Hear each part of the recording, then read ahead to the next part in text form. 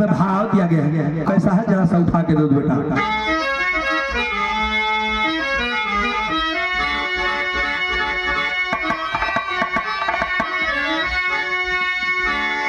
शौर्य गाथा सदा गाता इतिहास है।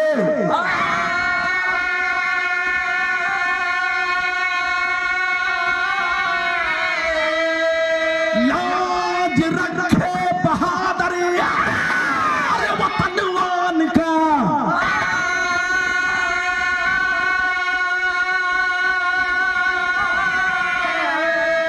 नाम रोशन करे वीर अरे अखाड़ा लड़े।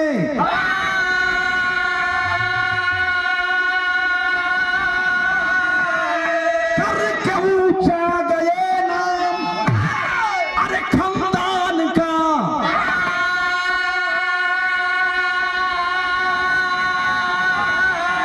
ऐसे वीरों की गाथा है गाई गई।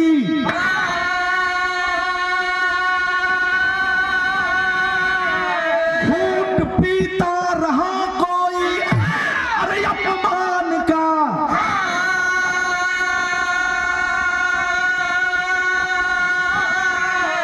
गौरी शंकर सदा याद करता जिसे है कथा वीर लालू पहलवान का।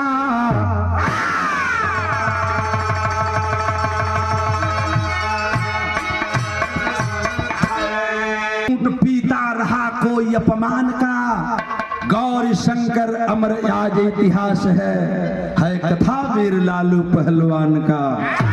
महमूद सराय बनकरी में चमार वंश में शूद्र कुल में एक बालक पैदा होता है। हम यहीं से चर्चा करने चलते हैं और किस लालू पहलवान की बात करने जा रहे हैं। माननीय अजीत बाबू तीसरी पीढ़ी की औलाद हैं। तीसरी पीढ़ी में आप चल रहे हैं। अजीत बाबू प्रोफेसर हैं जौनपुर में यूनिवर्सिटी में। भाई ने हमें 500 रुपए का पुरस्कार दिया है। मुझे भैया तन ये बिरहा के सुने तू दखले हुआ कौन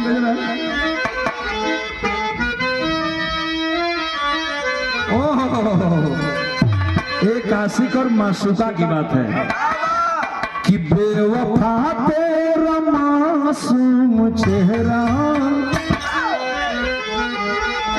बेवफा तेरा मासूम चेहरा आने के काबिल।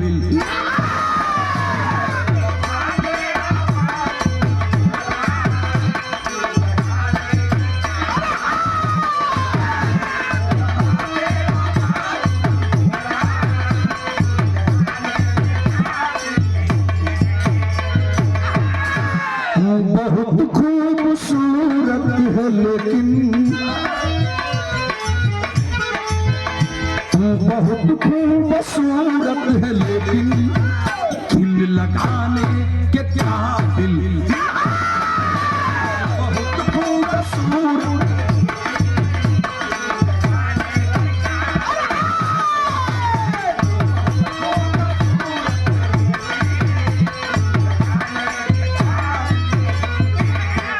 भूमिका लेकर के यहीं से कहानी की शुरुआत होती है। मेरे बाबूजी पतिया बा कहाँ के कैसन बा हो आए वतन हम वतन के सिपाही।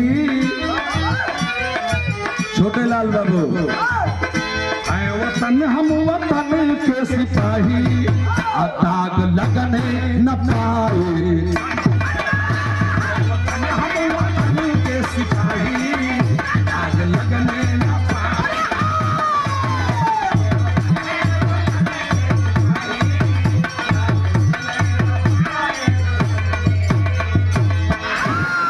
सागर गगन थर थराए धरणी सागर गगन थर थराए। देख जंगी जवानी मही पे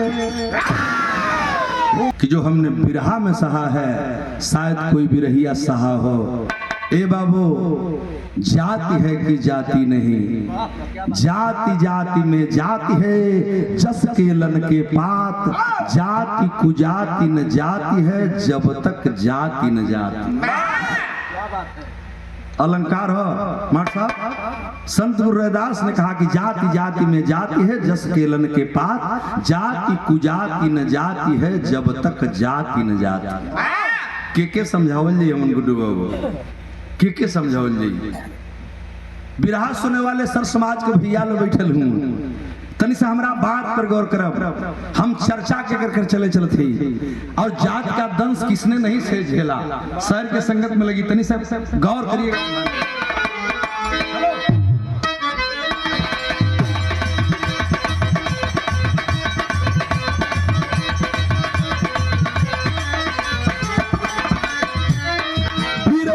लंदन में जा गोली मारे थे, महार वीर थे पेशवा को जो पछाड़े थे।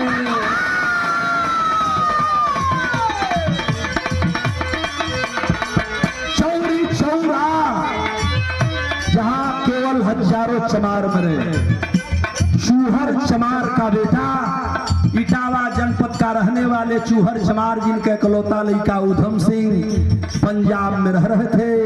पंजाब में रहने के कारण सिख की पगड़ी बांध करके, और शूद्र का बेटा 55 में जलियांवाला बाग की हत्याकांड को देखा था, जिसमें निरीह लोगों को मारा था पापियों ने। और वह मन की उद्गार मिट्टी नहीं जवानी में आया। तो जो समय बाबा साहब लंदन में पढ़त रहा, वही समय लंदन गई ला जाके असेंबली में मरलस डायर के गोली। वो लड़का सुदूर समाज कर रहा। और यही चौरा चौरी का इतिहास है, चले जाइएगा। हमें से ढेर लोग हुआ तरकुलहा माई के प्रधान जी, तरकुलहा माई के बगलिया में वो स्मारक बा चौरी चौरा थनवा में, और एक नहीं हजारों चमार शहीद हो गए अजय बाबू। और जानते हैं, इतिहास को मिटाया गया, छुपाया गया। हम इसको उजागर करने चले हैं तो लोग हमें धमकियां देते हैं। बिरहा कतरा सुगर मतलब भूमिका लेके शुरू कैले ही। हम सिंह लंदन में जा गोली मारे थे, महार वीर थे पेशवा को जो बछाड़े थे।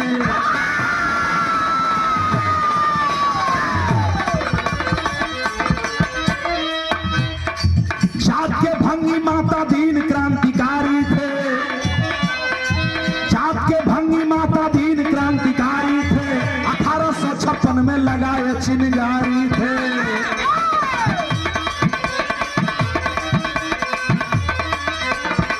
चौरी चौरा शहीदों की याद आती है, मरे चमार हजारों कहानी बताती है।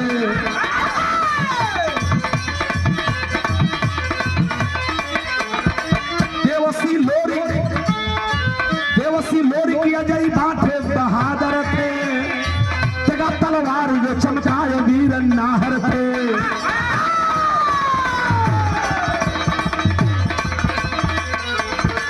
उसी बगिया में,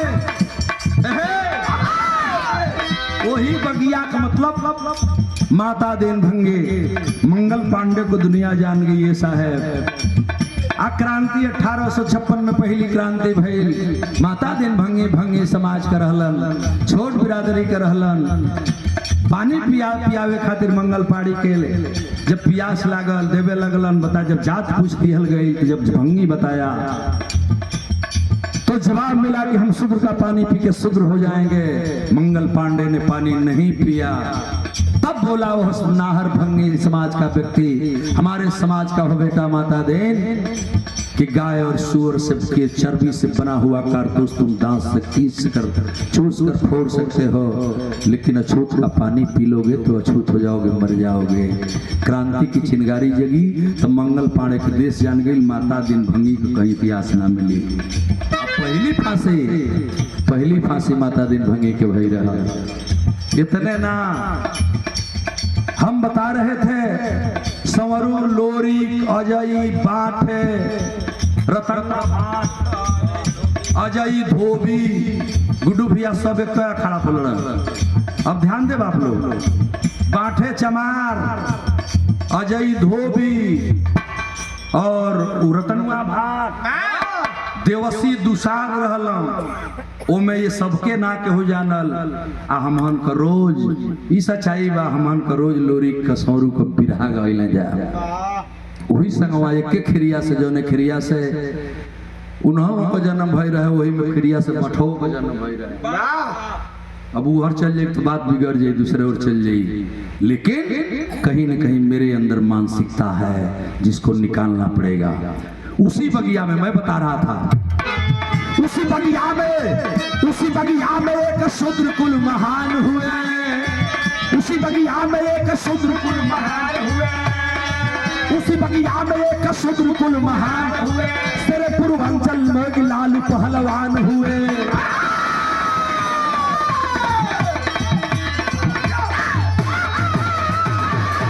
उसी बगिया में वीर ऊधम सिंह माता दीन भंगी का समाज जिसे हम शूद्र कहते हैं बाबा साहब ने संविधान में कहीं दलित शब्द का प्रयोग नहीं किया है। बड़ा नीक लागल तो अनुच्छेद के बाद बगिलो 51-52 के हमरा के बड़ी नीक लागल जवाब दिए अपनी सातों शब्दों का सम से सम माने बराबर संविधान विधान माने कानून आपने संविधान दिया और वही संविधान गणतंत्र घोषित कराया जिस शब्द का आपका सवाल था जिसको बाबा साहब ने जवाब दे करके आजादी रूपी दुल्हन को लाया था।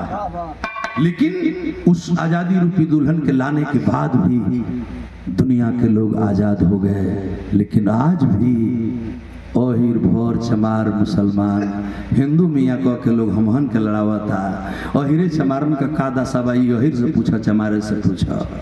अब हम खोलल नहीं चाह जे नौकरी करता ओके पूछे हो कि नौकरिया पर का बीतत बा मार्केटिंग इंस्पेक्टर साहब हुआ जाति है कि जाति नहीं कहीं न कहीं पीछा बा पहलवान भैया नीक पहलवान हो जाई तो वो खटकी लेकिन लालू पहलवान का जन्म भल है तो थोड़ा सा परिचय पाएंगे।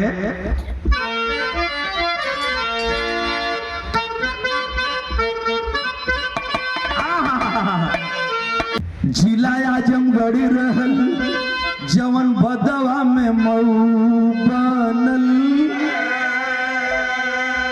अरे ने मडाड़ा बगाले बनकारी बागऊ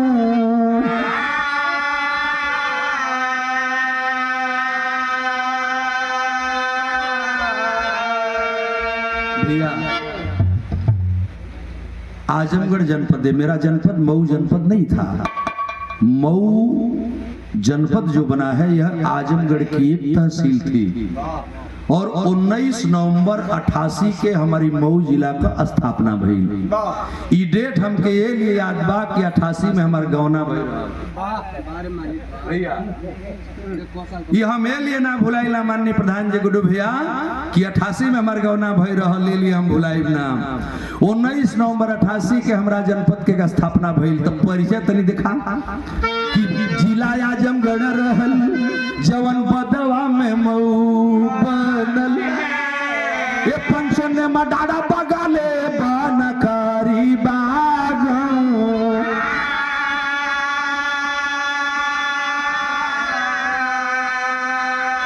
बाबू रामेश्वर माई टेकिया के गोदी भइल अरे पिल्लर का नाती जे कर लालू पड़ल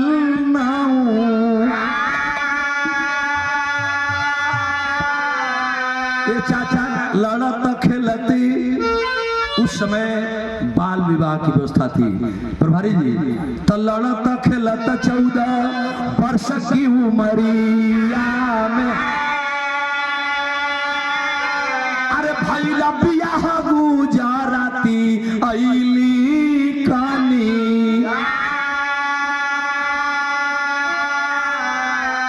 अंग्रेजी शासन रहल ए चचा अंग्रेजी शासन रहल जमींदारी का समैया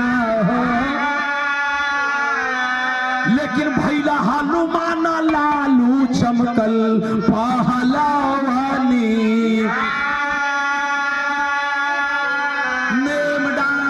नेमडार चट्टी से 1 किलोमीटर जब पश्चिम की तरफ आएंगे मेरे बाबूजी रोपनपुर के बगल में एक रोड बनी है, रोड पे गेट बना है। गेट को बहुजन समाज पार्टी के विधायक उमेश चंद पांडे ने लालू पहलवान के नाम पर दिया था, लेकिन वो ग्राम सभा पर बन गई। ये पर हमारे कोनो टिप्पणी नहीं है, लेकिन हमारी बात के तनी समझें। उसी रोड से जाएंगे तो बनकरी गांव मिल जाता है, जहां स्टैचू का उद्घाटन हो रहा है, वहीं ये बिरहा में गा भी रहा हूं। ए बाबू, लालू पहलवान वही नेम डांड की बगल में बनकरी महमूद सराय में बिल्लर के नाती के रूप में टिकिया माई की गोद से जन्म लेलन है पंचो। अंग्रेजन के शासन रहल, लड़ल पढ़ल खेलल हमरा समाज के मना रहल, लेकिन महमूद सराय बनकरी में सर समाज के भाई रहते हैं। एक तरफ यादव कुल के वंश रहते हैं, दूसरे तरफ मुस्लिम समाज, कुहार लोहार डोम दरकार चमार पासी, हर सर समाज के भाई रहते हैं। उसी बीच में लालू पहलवान भी जब अखाड़े गांव के लोग रियाज करते थे तो अखाड़ों पे जाकर के रियाज शुरू करते हैं। कुछ लोग कहलन कि लालू पहलवान लड़ने में नहीं कला में माहिर थे, लेकिन मैं सिद्ध करूंगा इस बिरहे के अंदर कि लड़ाई कला और इस समाज की सेवा लालू पहलवान के रग रग में भरल है। ये प्रमोद यादव जी बाबू, हम वो दिन देखले हैं हो, जिंदगी में कबो धोती ना पहना, नीचे न गोटा, ऊपर से झलना हवा कुर्ता, आ हाथी मनी माजत चले बुढ़ौतिया में हो झुम्मत। ओकर कारण रहल, आ कारण का रहल एक बिरहा से शुरू हो गल। परिचय के बाद कौन गीत लगी बेटा?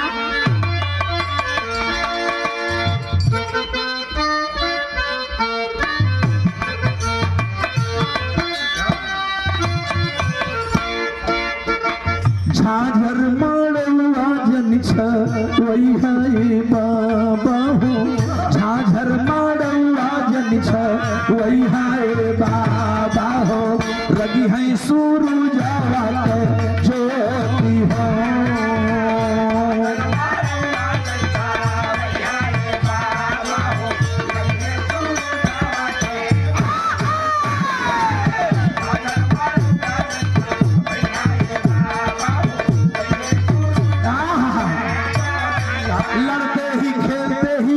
उम्र धीरे धीरे 1 साल 2 साल 4 साल 10 साल का भई 14 वर्ष के जब हुए माननीय महाबली लालू पहलवान जी, जिनको खलीफा भी कहते हैं। लालू खलीफा जब 14 वर्ष का भइला ने पंचो बाल विवाह की व्यवस्था रहल। 14 वर्ष में बियाह हो गई और गुजराती कन्या बन के लिन्हा जौन हमन कमाई रही दुल्हन बन के जब इली परिवार बढ़े लगल, तो परिवार बढ़े लगल तब बिरहा में भाव देख लगल बा। अद्भुत बुद्धि शक्ति लालू जब देहिया बढ़े लगल हरिंदर, उमरिया बढ़े लगल, और जस जस उमरिया बढ़े लगल तो देहिया का ताकत बढ़े लगल, और जब ताकत बढ़े लगल तो देखा एक रियाज होला, और रियाज होला, रियाज कैले का तरीका होला। कोई रियाज करला तो जय हनुमान, जय बजरंगबली, जय फलाना, जय ठिकाना, जय फलाना, जय ठिकाना, तमाम जय हो दैत्रा बाबा, जय हो कहित्रा बाबा, लोग नाम ले, लेकिन पाप हवा, पाप हवा।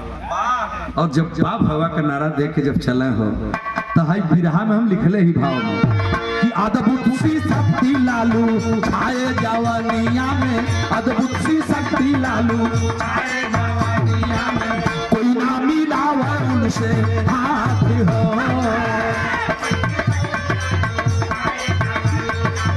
कोई ना मिलावे उनसे हाथ।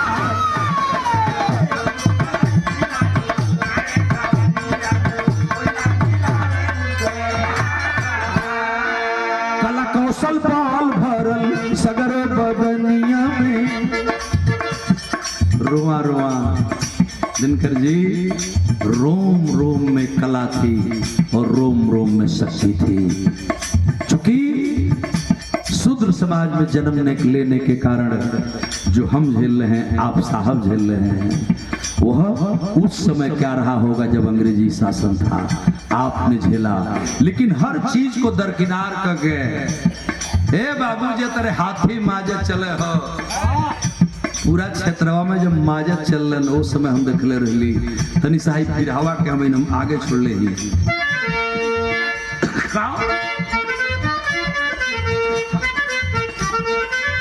कला कौशल पाल भरल सगरो बदनिया में, कला कौशल पाल भरल सगरो बदनिया में, कोई नाही आवा उनके पास हो,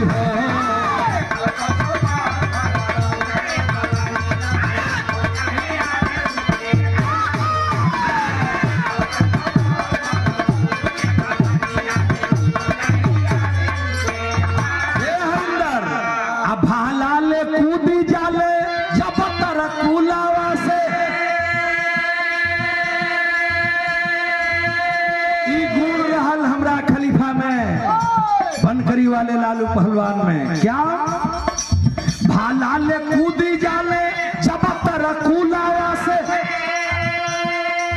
हो जाले सब ही हताश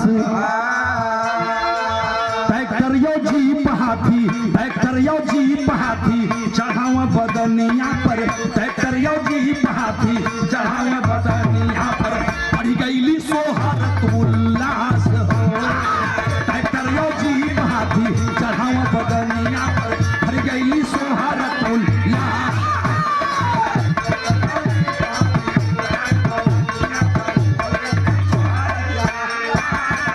अरे बाप रे बाप, लड़ाई के साथ साथ कलाबाजी में जब नाम रोशन किए मानने लालू उस्ताद बाबू जी रुआ बन बना जला है पंच।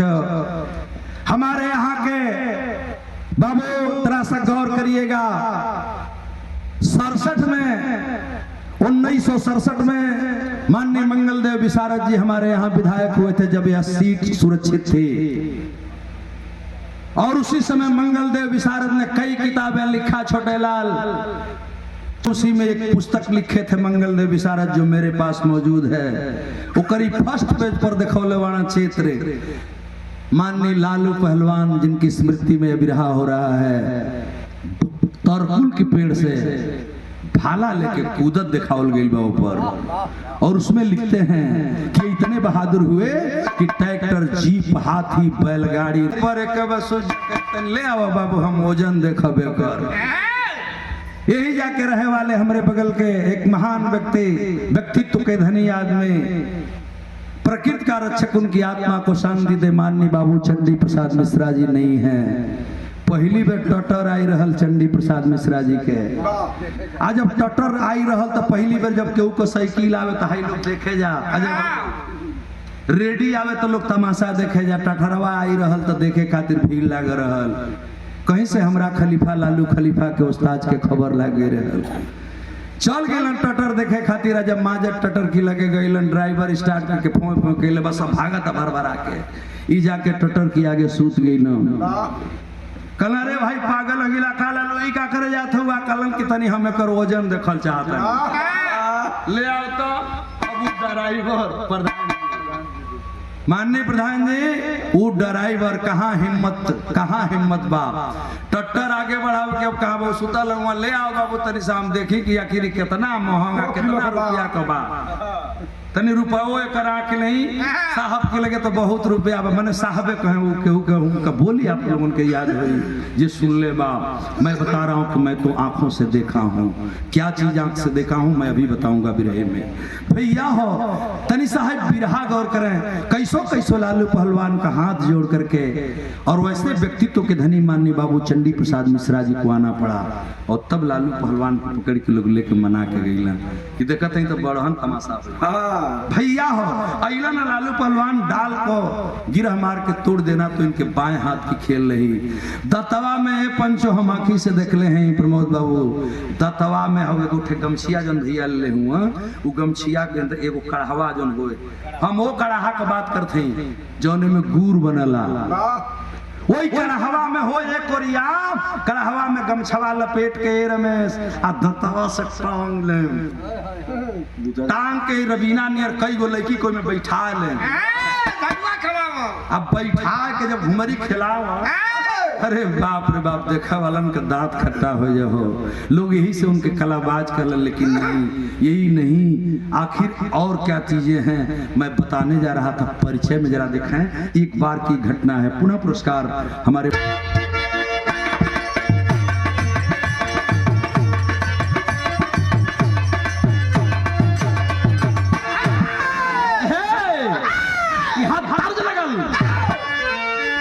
हमारे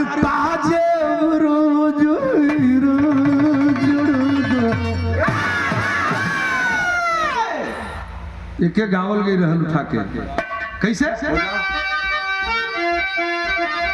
कि झूला नहीं पाऊड़ाने, अरे झूला नहीं पाऊड़ाने जो हो गोदा हमार पाज राज हीरा शराबा हमार पाजे बराज हीरा।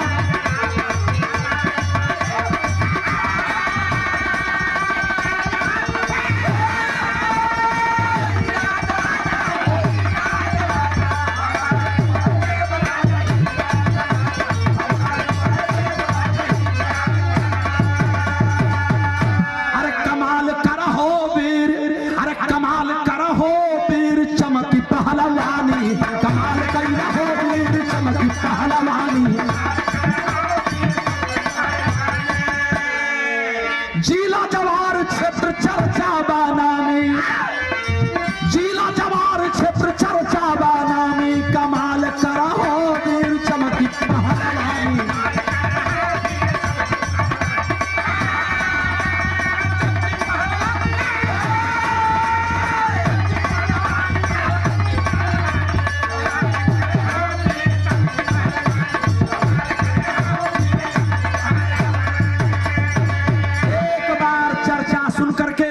और उस पहलवान को हमारे बनकरी के धरती के रहने वाले लालू पहलवान को एक बार पत्र आता है, बुलावा आता है।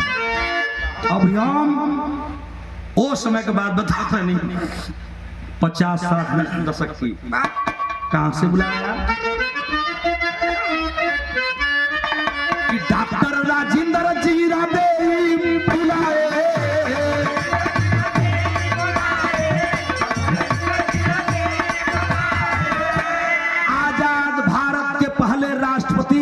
डॉक्टर राजेंद्र प्रसाद, आजाद भारत के पहले प्रधानमंत्री पंडित जवाहरलाल नेहरू, आजाद भारत के पहले कानून मंत्री बाबा साहब B.R. अम्बेडकर,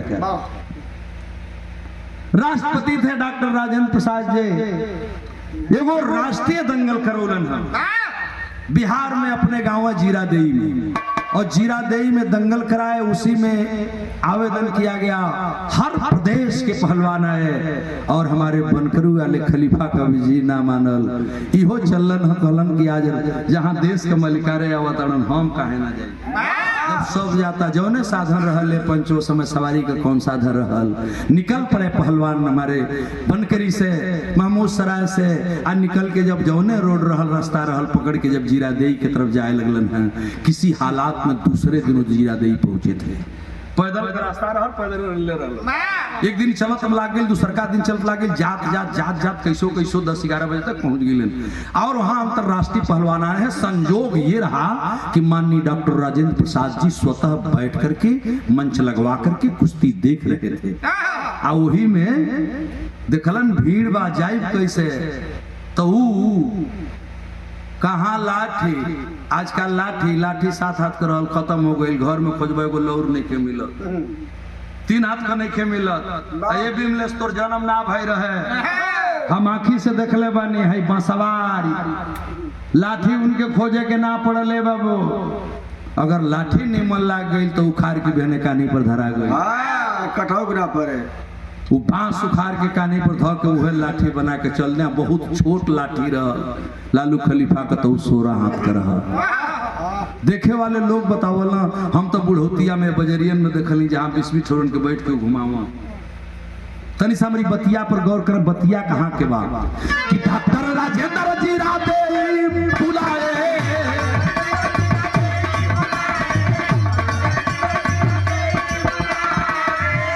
राष्ट्रीय दंगल 10-10 कुश्ती कराए।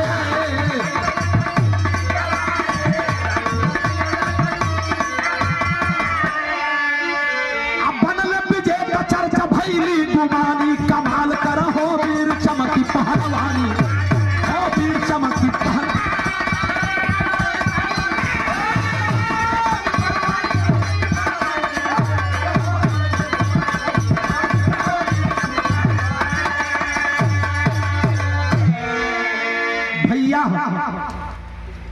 मार्केटिंग इंस्पेक्टर साहब से मनी मिजाज आदरणीय सादर सम्मान भरा पुनः 500 रुपए का पुरस्कार।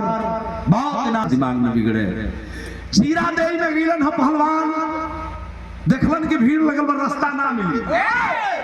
ए हरिंदर सोचला कि रास्ता कैसे मिली, तो घूमत जीरादेई गौवा के घोरियावत बना, पहले घोरियावत गईलन एगो इनार रहल, और वो इनरिया पर एगो सरदर धइल रहल।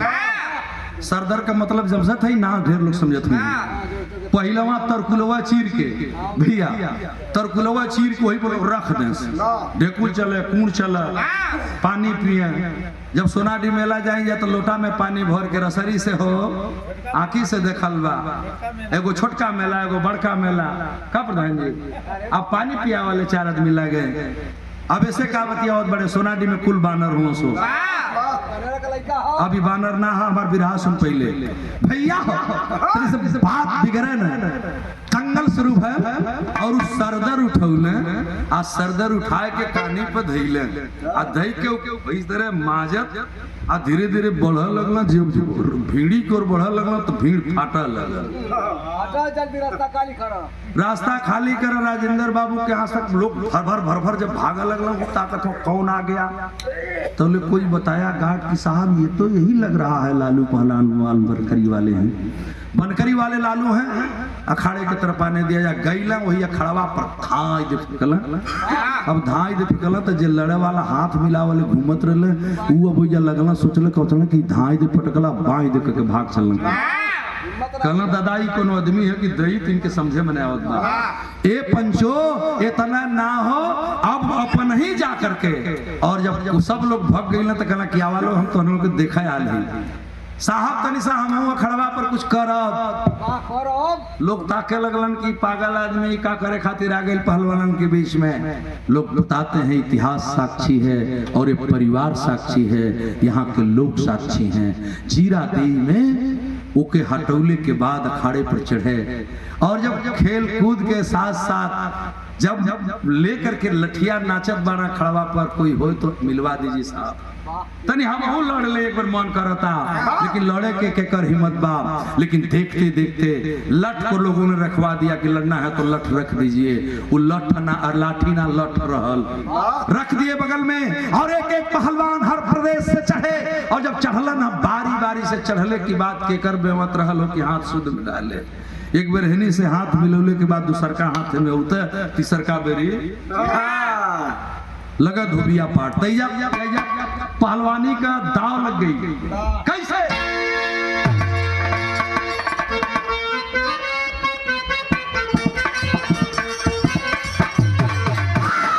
बारी उमर कमर लचकनिया, बारी उमर कमर लचकनिया, बुढ़िया धारा निहुर के पनिया बड़ी का झूलन झूलनिया। बारी उमर कमर लचकनिया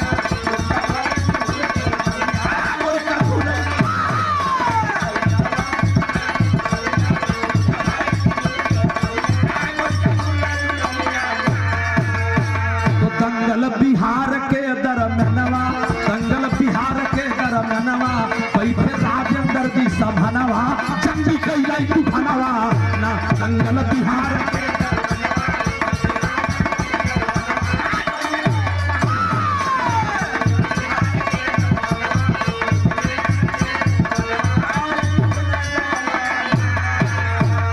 चाचा अस्ती इदा अस्ती उड़ान मुल्तानी थपकी धोबिया पाट पर तानी।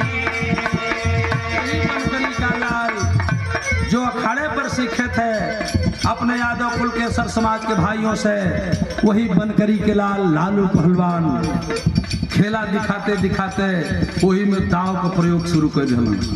दाव कौन कौन लगाओ तो 200 पहलवान के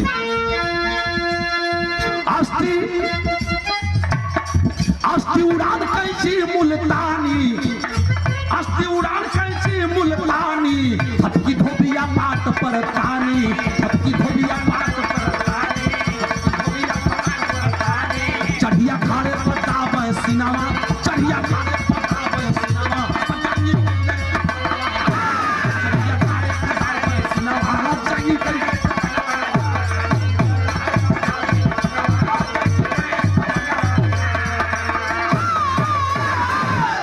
इतने में बाबू देखते देखते 10 पहलवानों को 10 मिनट के अंदर बहिया खींच के हरिया से खींचा, दूसर के हथवा में मिलावा और तीसरा बेरी अखड़ा से अब इतने में हलचल मच गई। 10 की बाद ग्रहवा ना चढ़ले पंचो। मंगल देव विशारद जी अपनी किताब में लिखते हैं कि जब ग्रहवा नहीं चढ़ा तो खड़े हो गए डॉक्टर राजेंद्र प्रसाद जी, माननीय देश के राष्ट्रपति थे। बुलाए पास में जरा इधर आओ पहलवान, और जाते हैं 58 54 52 का पैसा जमाना रहल, 52 54 20 पैसे का जमाना रहल। झोरी फैलावल गई। अब वो झोला या बक्सा ना लेके चले, सब लोग देखले बा। गमछा कान्ही पदार के जौने रहे वो कुर्तो के निकाल के वही में बांध के गठरी ऐसे फेंक ले। हाँ हो हम तो अंतिम दिन में देखले हैं। जब बुढ़ौती की उम्र, एक बार हाथी का पैर उनके बाह पर गलत जगह पड़ गया, लेकिन जिंदगी में दवाई ना खैलों के बुढ़ौतिया में चलत ऐसे तनी से लटका के चल एगो बहिया, लेकिन फिर भी माने नहीं पहलवान। अब हो जाके बतिया न बिगड़े।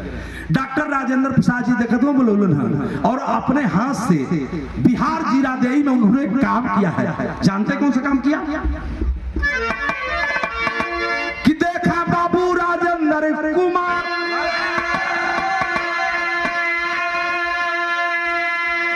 जाके धैला भरिया कवा,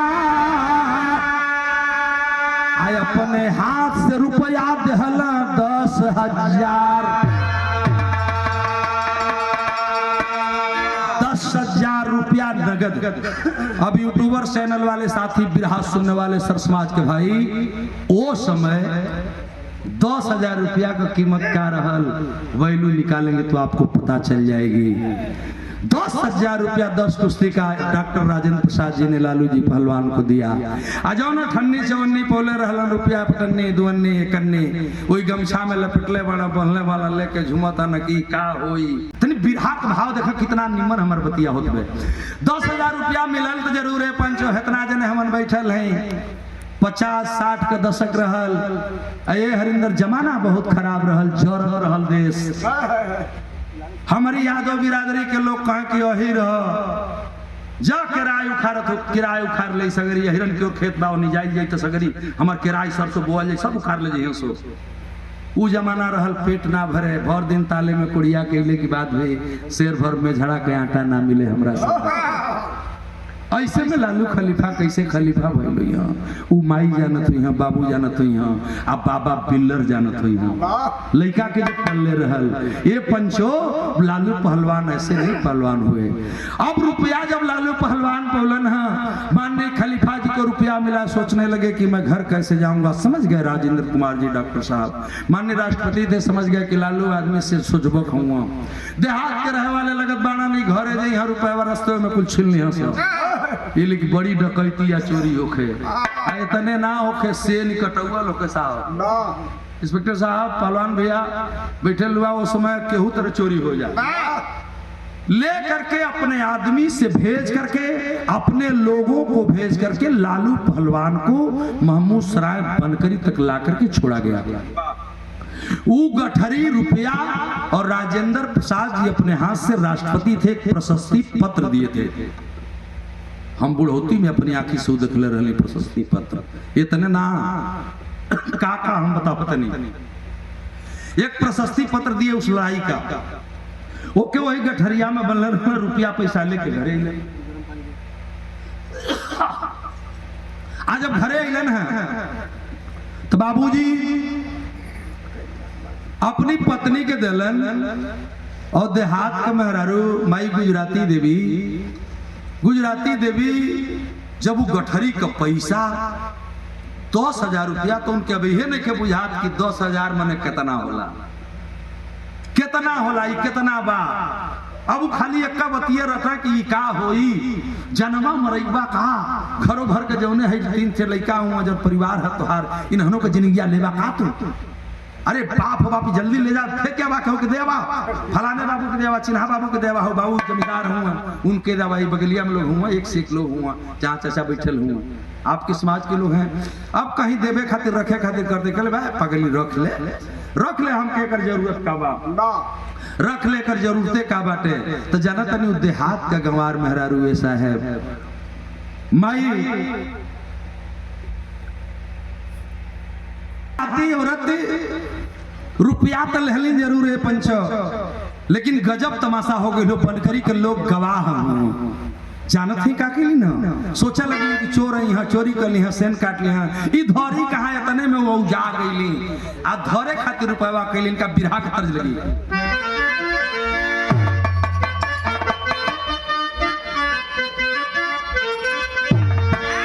यहाँ तर्ज बा कि कोरी कहतरी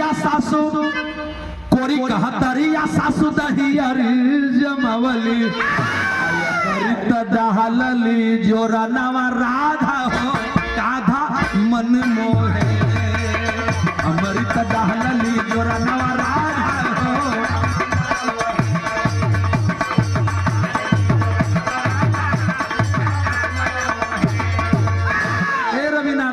देहाती मेहरारू का बुद्धि। वो समय जब पहलवान 10,000 रुपया और रोजगारी पैसा ढेर कर लेके अलन तो चोरी के डर से माई कैलिन हका तनी देखा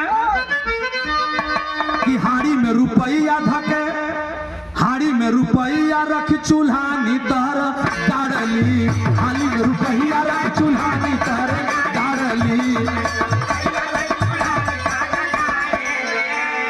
चोरिया का रहनी आए, चोरिया का डहरिया सतावरनिया हो एनिया गरीबी का भार। चोरिया का डहरिया सतावरनिया एनिया गरीबी के भार। चोरिया का डहरिया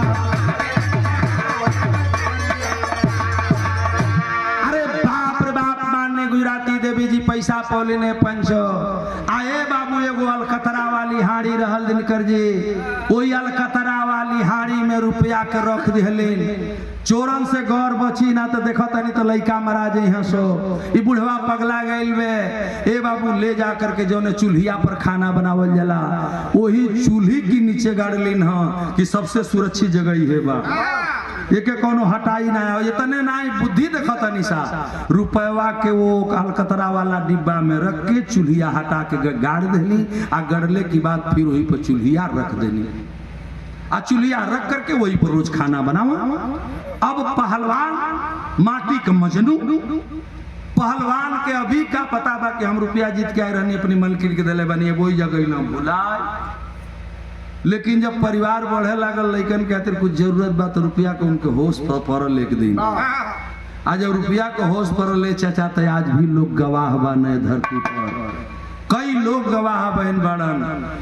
खोजाए लागल रुपया जब गुजराती देवी के पता चलल कि रुपया खोजत हुआ तो खोजे खातिर जब चूल्ही हटावल गई तो चूल्ही के नीचे वो अलकतरा का डिब्बा मिलल।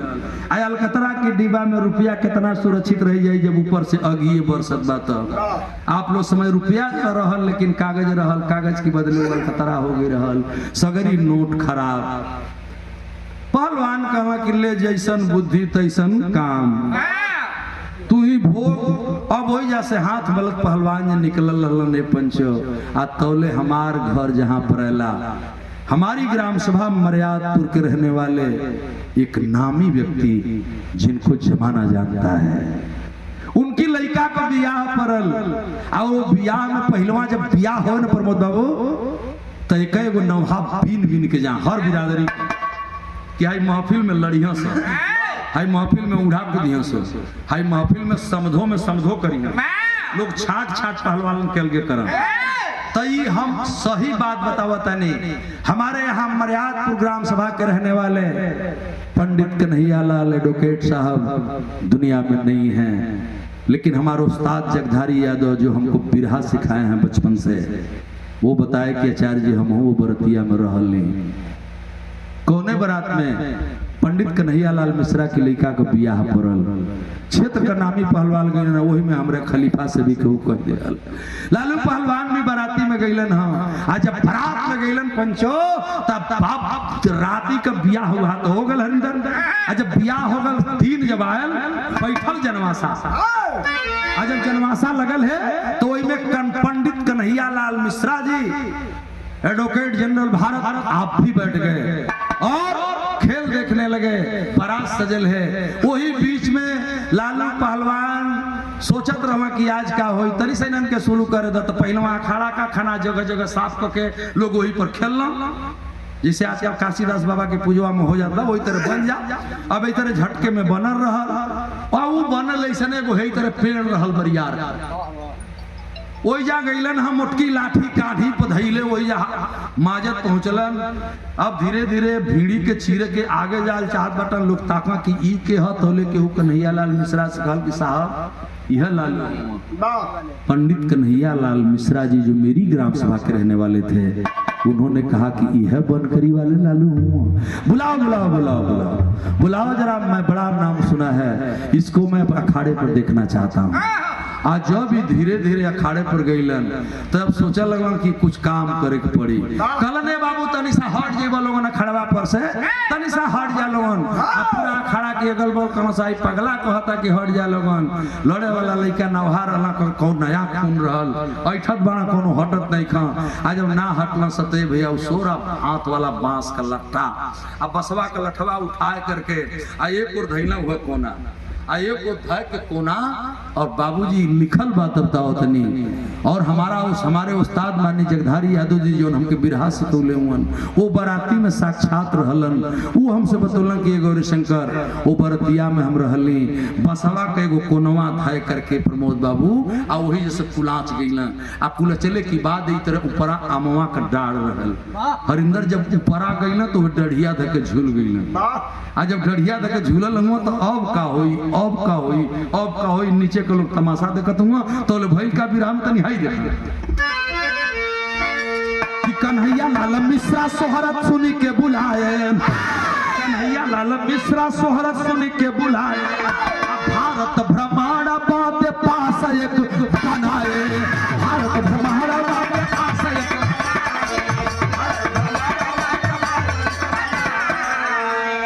दिल्ली में जा कैला तब यथतियरनिया हो एनिया गरीबी कभार। भैया वही बरात में तुलाज करके एक बार डाल धके झूलूंगा। झूल के जब दुई बेर हिलौला तो पूरा अमवा का डड़िया मजा का मोट रहल और आराय करके धाई दो ये खड़ा पर गिरल। सगरी जनवासा में खड़बड़ी मच गई, हलचल मची, खेल तमाशा दिखाए। उठौला लाठी कहलन कि बड़ा लड़े वाला लड़का आयल बड़ा सुना भाई जा हम एगो खेल दिखाए। साहब रौरी समानवा तनी हमके 5 मिनट का समय मिल जा, दिखाओ लालू क्या दिखाना चाहते हो। ए पंचो बांस का लाठी अपनी जांघी पर धैलन, लात धीरे धीरे पेश के बैठौले बाड़न। एक और 20 ठौरा, एक और 20 ठौरा। जितना बाराती में जनवासा करे वाले पहलवान गई रहलन 20-20 गो दोनों ओर बैठला। कन्हैया लाल मिश्रा देख रहे थे और बैठा करके लठिया में गुड़वा पे से लगला बाप भैया बाप भैया बाप भैया कह करके आ लठिया में पेसत पेसत पेसत पेसत लेकर के जब जंघा पर अइले तो सब लोग ये चीज देखले बा जोन बुढ़ौती ले उनका कला रहली जिंदगी में बर्दाश्त न कैला केहू के। ओई बाराती में कब लेके जब उलटला के ना तो जितना लठ रह के झूलल हुआ कोनो फिका के उहर गल, कोनो फिका के उहर गल, कोनो फेंका के उहर गल। भय तमाशा हंसी हुई, कुछ देर तक खेल बाली चली। पहलवान को कन्हैया लाल मिश्रा बुलाए, बुला के कहलन के लालू तनी दिल्ली आई तक कबो घूमत तो उस सोच बका है आदमी। माननी लालू खलीफा जी कहलन के साहब दिल्ली हम दिल्ली नहीं देखले, हमारे लगे भाड़ा पैसा कहाँ बा कि हम दिल्ली आए। कलन भाड़ा जब पैसा की बात आई तो दूसरा प्रशस्ति पत्र अब देखा जाए। पंडित कन्हैया लाल मिश्रा एडवोकेट साहब मेरी ग्राम सभा के रहने वाले, मर्यादपुर के रहने वाले, एक प्रशस्ति पत्र के बदले में उन्होंने एक नोट लिखा और अपनी मुहर लगी। और जब एडवोकेट जनरल भारत की मुहर लगी पंडित कन्हैया लाल मिश्रा की तो पास बना। अकल नहीं लालू दिल्ली ना भारत की कोनो प्रदेश में जइबो तो से अगर कोई पैसा मांग दे टिकट में का दे तो कहीं पैसा रुपया की जरूरत नहीं खे, यही के खाली निकाल के दिखा दियो बात तू चली बा दिल्ली। ये साहेब बुढ़ौतिया ले वही राजेंद्र प्रसाद की प्रशस्ति पत्रवा की संगवा उहो धके वही गठरिया में बांध के चला, वो के गठरिया में बांध के लेके पिठिया फेंक के चला। ये बुढ़ौती लेके बात बताओ तनी। अब यहाँ का बात यहाँ छोड़ दें। कुछ दिन बीतल बनकरी के गाँव लोग हमारे यहाँ मर्यादपुर के लोग कहलन के ए खलीफा तनी चलती जा दिल्ली, तोहरी लगे तो पास बा हमन का टिकट कटा ले जाए, चला रेली से चल जा दिल्ली। कहे मर्द हम रेली नहीं की देखले, कहला क्या रे उन लोहे की सड़की पर चले ले चला तो अपन बांस का लाठी कान्हे पर धैले ट्रेन पकड़े चल गई ना। आज जब ट्रेन पकड़े चल गई ना ये चाचा तब बांस लेके ट्रेन में जब चढ़े लगना तो कुछ लोग देखत हुआ हंसत हुआ, कहला लोग हंस क्यों रहे हैं, कहला भाई बसवा लेके कौन ट्रेनिया में जाता है। कौन आदमी है भाई? लोग पहचान रहे थे अंग्रेजी जमाना रहल, अंग्रेजी जमाना कोई अंग्रेज छोड़ के चले गए थे, आजादी भी मिल गई थी, ये लिख के राष्ट्रपति प्रधानमंत्री हमारे देश के लोग बन के देश चला रहे थे। लेकिन कुछ अंग्रेज अब हमारी भारत में ढेर रहा। आजादी मिलने के बाद अंग्रेजी गवर्नर यहाँ तक देखने के लिए भारत में ज्यादा दिनों तक रहा। लास्ट जो गवर्नर था बाबूजी, मैं आपको बताने जा रहा हूँ, वो दिल्ली खातिर तैयारी के लिए कौन लोग आखिर में कैसे दिल्ली जेब इतना बढ़िया बांस लेके कहने मर तो बिना करी हम जाए के तरह कहला तो तय वो अकील बाई 16 हाथ का बाप एक 8 हाथ का कहला बर्दाश्त ना भइल, चिरले लहू रहल ना मानल, पहलवान का रुआ बना गेल, कहला कि लौ से लाठी तक वो छोट नहीं कैले रहे। लेकिन रैली पर चढ़े के बाद तो हम यहू का बलिदान दे दे। 8 हाथ की लठिया के 16 हाथ का बना लेलन आ लेके ट्रेन में चढ़लन। कुछ देर की बात, सॉरी 16 हाथ की लाठी के काट के 8 हाथ का बना लेलन आ लेके ट्रेन में चढ़लन। कुछ दूर जब गईलन पंचो आ जब कुछ दूर गईलन टीटी टिकट करत वही डिब्बा में पहुंच गई। आज वही डिब्बा में पहुंचल तो टिकट तो रहल ना, टिकट तो था नहीं। पहलवान निकलन है साहब का पत्र और पंडित कन्हैयालाल मिश्रा का लिखा हुआ वो पास भारत भ्रमण का जब निकाले वो देखते अब टीटी को पुछौटा ढील सड़क के भाग के दूसरे बोल कैसो दिल्ली पहुंच गिलन। तो अब दिल्ली इतना बड़ियार ना रहल, मेट्रो ट्रेन ना चलत रहल, साधन भी बहुत कम रहल। ए पंचो जब दिल्ली उतरलन आता पता कुछ ये नहीं के खाली पंडित कन्हैयालाल मिश्रा का चिट्ठी बे, हम क्या वो नहीं के बंगला पर जाए के बे। कुछ लोग बतौलन कि गवर्नर साहब के बंगले पर जाना है, वही जनरल एडवोकेट साहब से मिलना है, कन्हैयालाल मिश्रा के आदमी जाएगा। कल चल जाओ है बस लौकत दे वही में जाके बैठ जा। बस पर चढ़े खातिर बस की लगे गईलन और जब बस की लगे गईलन तो बस वाला कंडक्टर कहा कि हाँ मैं चलूंगा, छोड़ दूंगा कन्हैयालाल जी के बंगले तक तुझको छोड़ दूंगा, लेकिन इस लठ को तो रख दो। कल कहाँ रख दी? कल छतवा पर रख दा। जब छतवा पर रखे के सलाह दिल तब तो पहलवान का माथा ठनकल आ जब ठनकल न गुडू भैया तो का कहल तनी हाय दे।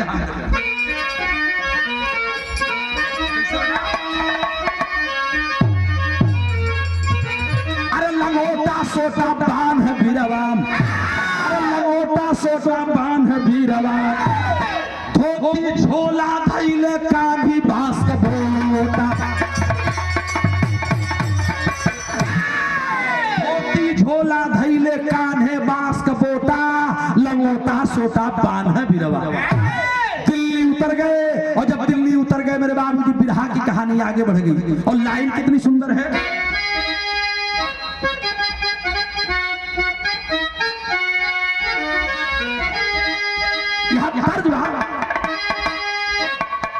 कि कोठा ऊपर कोठरी बरैया का दुकान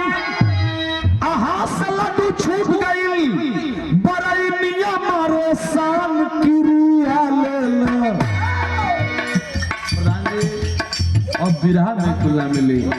बेचन भैया के जवानी रहते धुन गावा हो गजब धुन रहल गुडू भैया आजो एक रवानी बा आओ को लेके थोड़े पाई चाटता काटता पीटता हर के पर मगो ये गीत के जरा दिखाएं।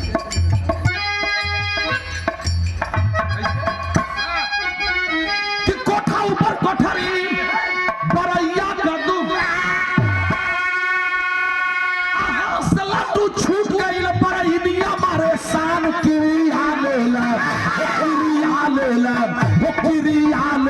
राजा या बहिन क्रिया लेला राजा या बहिन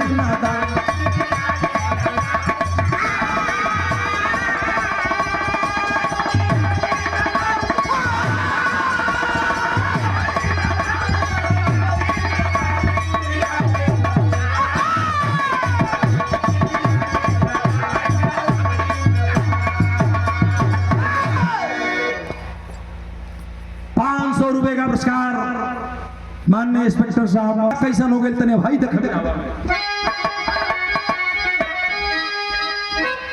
कि कान पर लाठी धई के चलले दिल्ली के दर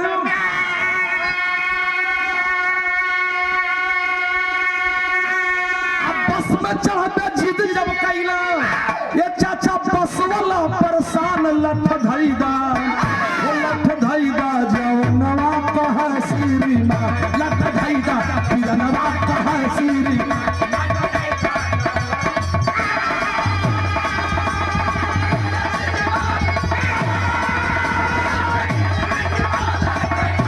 जवान लठ धैदा पिरनवा हो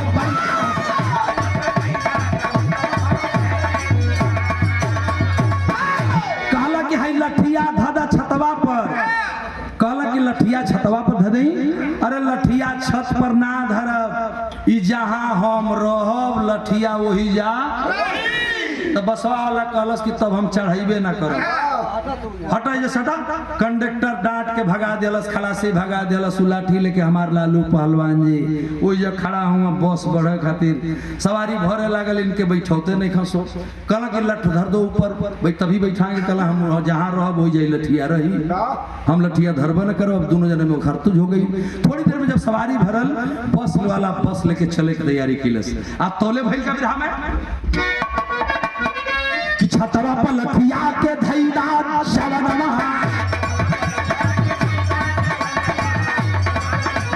आ जहां रहब लाठी रही बोल पहलवनवा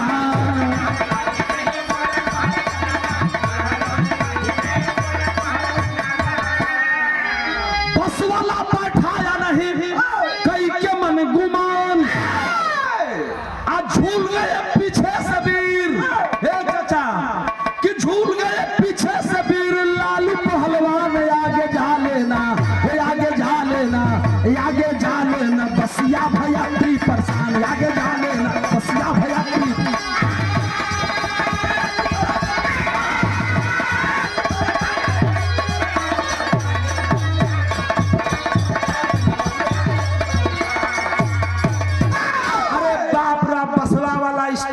के बढ़ावे तो लगल लेके अब जाए के तैयारी के लिए तो पिछवा से जाए के अब बसवा के जनो पिछवा सीढ़िया लगल होले चढ़े खातिर कोई के धर के झूल गई लाठी ऐसे अटकौले होंगे लाठी लटकाए के अटकाए के नीचे का सोर या टानी पे धैले हुआ बस के झर के झूलल हुआ बस वाला चालू कह के एक्सीलेटर मारे घर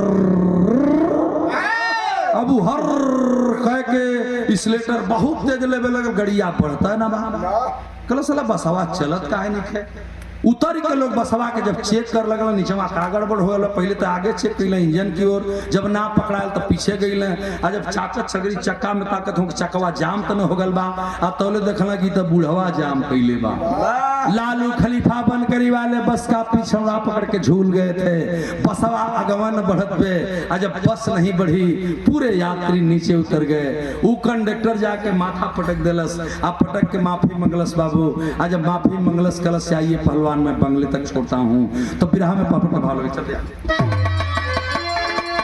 कि लालू पहाड़ अरे लालू खलीफा के गजबे ही मतिया गतिया का हो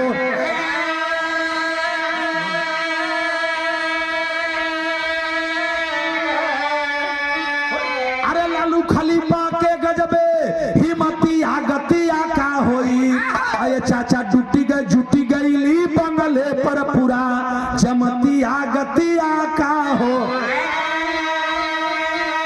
वही बंगला पर पहुंचलन बंगला पर पहुंच करके देखलन वहां गांव के लोग भी रहलन चिन्ह गेला कहला त लालू आ गेलन पंडित कन्हैयालाल मिश्रा के लगे लोग लेके गइलन और कन्हैयालाल मिश्रा से कहला साहब कुछ नाश्ता करवाओ तो नाश्ता के बदले में जाना तानी एक बाल्टी रस घुराइल आ जब एक बाल्टी रस घुराइल के जा दूध पिए वही बाल्टी के उठौला बाल्टीए मुंह लगौलन अब पूरा रस बाल्टी का पिघल नहीं रवीना आज दूध पिए पचत नहीं के लोगन के हाँ हो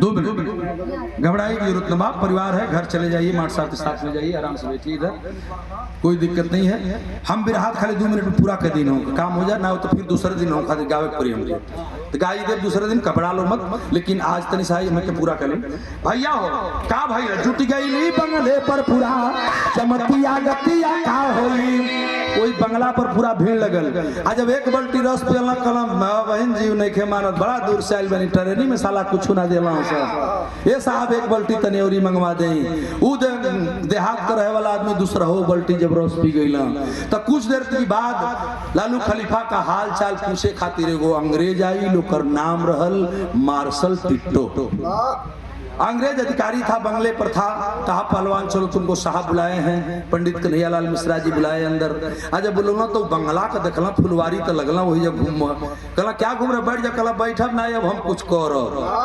ये साहब तनी जितना लोग बंगलवा पर बार एक बार बोलाई थी, कहला कि का मतलब है लालू, कहला कि कुछ नहीं तनी शाम कुछ कोई चाहता नहीं। ये चाचा है लाठी अपन लेके बैठलन, आप 20 जना बंगला पर 20 जने के दोनों ओर बैठौलन, आ वह चरखी वाला दाव लगौलन, और दाव लगौले के बाद बाबूजी वह गजब भल हो, एक चरखी न चौल, पंडित कन्हैयालाल मिश्रा हंसने लगे और मार्शल टिट्टो ने तीसरा प्रमाण दिया। तीसरा लिखित प्रमाण मार्शल टिट्टो का लालू पहलवान के मरने के साथ हुई गठरिया में रहल। हमारे यहाँ एगो झगरू काका रहलन, हमार उ पहलवान रहलन, पलन भैया झगरू काका पहलवान रहलन। उनकी दुआरी जाऊँ, वही बगलिए में हमार घर बा, हमार बगीचा रहल, अब तो बगीचा में मकान भी बनवा लिए हम।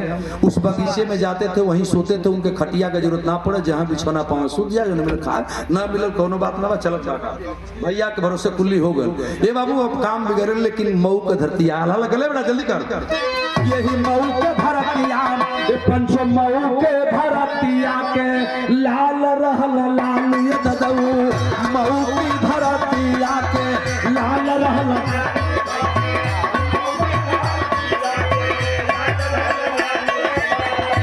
किन बेटवन से जेकर भरल परिवार,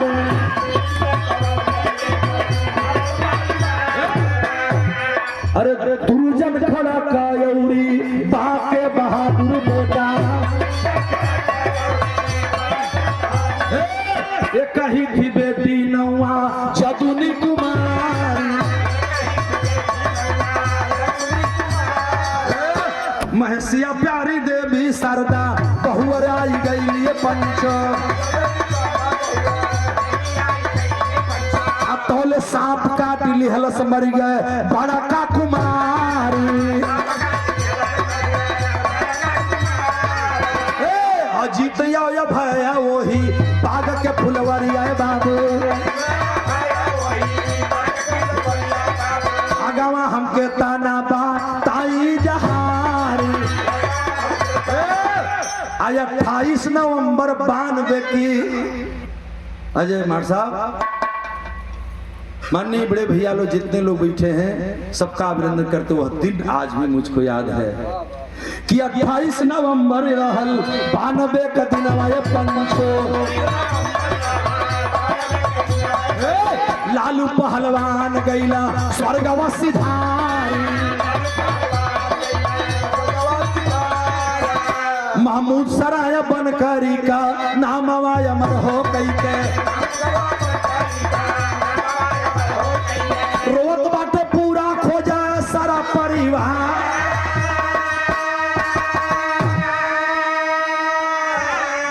बड़ी सुंदर गायिका रवीना रवि रंजन जी, आप तरफ से सम्मान आए हैं, पुरस्कार आए हैं, आशीष हो, बहुत बहुत धन्यवाद, आशीर्वाद शुभकामना हो।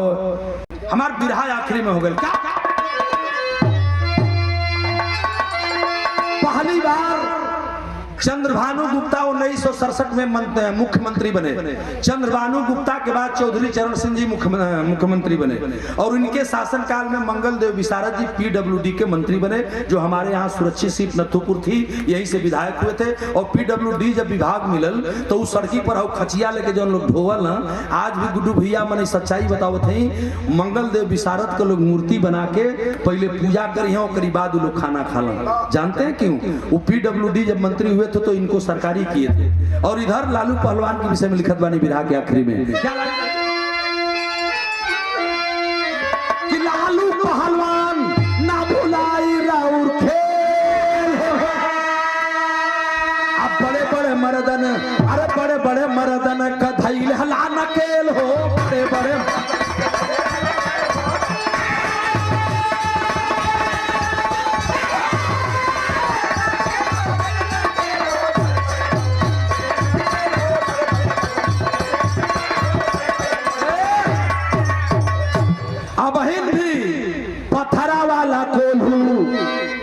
आज नियर कोल्हू का मशीन ना रहे, पहलवा गन्ना पेरे खातिर पत्थरी चले, अब वही पत्थरिये से तेलो पेरा, पत्थरिये से कुल लिखल है। और इनका एगो चिन्हा बा आखिरी में बतावत नहीं दिनकर जी, पथरा वाला कोल्हू पड़ल बहिना के दलानी अब बलिया में छौरा गाँव अब ही बानी सा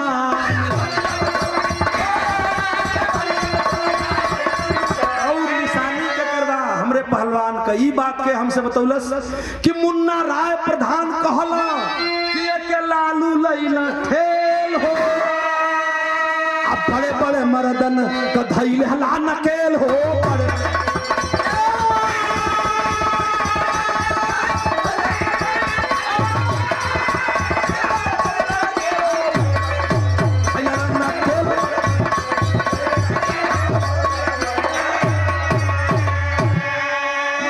मोहम्मद राम सेवक सिंह धनलालू मर्दाना कभी गया लाल जगलू यादव जगधारी का गाना अरे नगोटा सोटा पान है बीरवाम नगोटा सोटा पान है बीरवाम आचार्य गौरी शंकर की कलम के है तराने नगोटा सोटा पान है